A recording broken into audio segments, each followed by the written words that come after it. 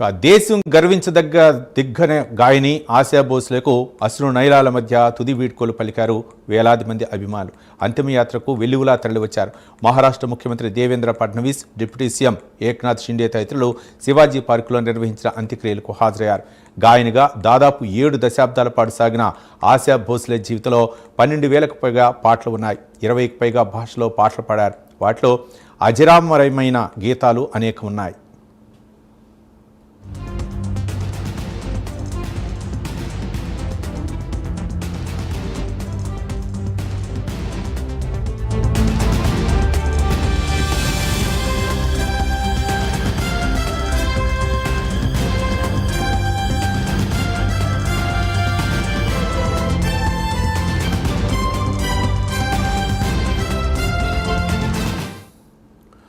దేశం గర్వించదగ్గ దిగ్గజ గాయని ఆశా భోస్లేకు అశ్రు నయనాల మధ్య తుది వీడ్కోలు పలికారు వేలాది మంది అభిమానులు.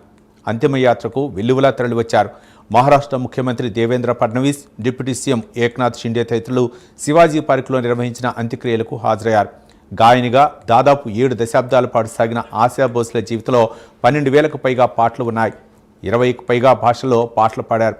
వాటిలో అజరామమైన గీతాలు అనేకం ఉన్నాయి.